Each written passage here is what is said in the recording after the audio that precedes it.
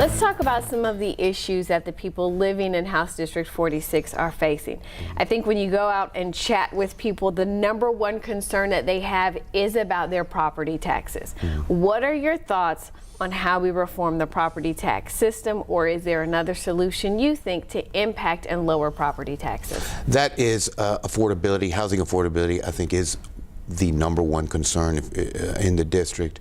And increasing property taxes have been a result of the state of Texas not adequately funding the educational system. So because the state is not stepping up to the plate and providing sufficient educational funds, the school districts have been forced to continuously raise property taxes, and you see homeowners really pinched and property owners in general really pinched. We need additional new revenues for the state, and one of my proposals is the legalization of marijuana and the taxation of it, with those funds dedicated toward education funding. Multiple states now have done that and have seen substantial revenues coming into the system, and we have to be creative about that. Texas is a low tax state. I don't think we're going to get away from that, but if we want to properly fund education, we have to be creative about that. We have to look at something like the legalization, taxation of marijuana, potentially other sources of revenue, to make sure that we are providing a quality education to our public school children. Another big issue that people in our area deal with is the traffic. And of course, there was a lot of talk about tolling I-35 at one point. That no longer is on the table. What are your thoughts on how we improve the infrastructure in Texas?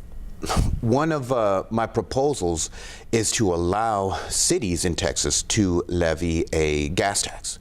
I would like to see the legislature pass a bill allowing a city, upon an election, to allow let's say a nickel or so on a local gas tax, and then the city of Austin or whatever locality could then use those funds for transportation needs, but broadly defined, not just investment in highways and roads, but also investment in public transit, investment in sidewalks, investment in bike lanes. We would leave that up to the city council, but we need to give cities the funding mechanisms that so that they have the flexibility to make the investments in transportation infrastructure that are so badly needed, not just in Austin, but in cities all over the state, in major cities all over the state.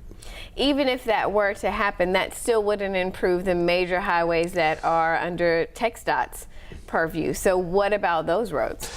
Again, the funding is the real question. There was a plan floated not too long ago that involved burying I-35, and I fully support that. I-35 has divided our community for too long, and the double-deck structure just doesn't seem to work in Austin today in the modern era.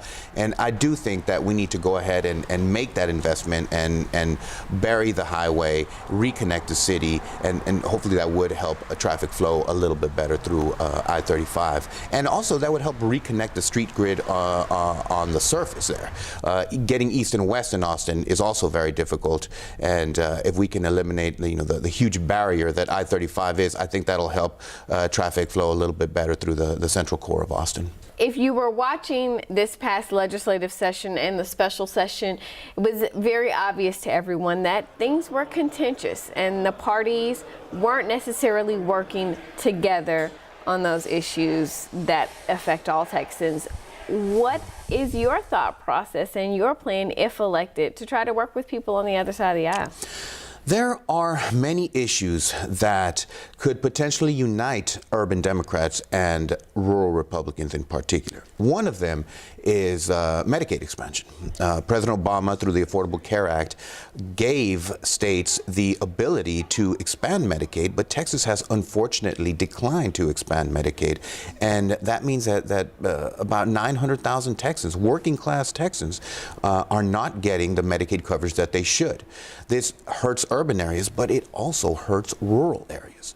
There are rural Republicans that are seeing hospitals in their areas close, where women have to drive an hour and a half, 2 hours to give birth.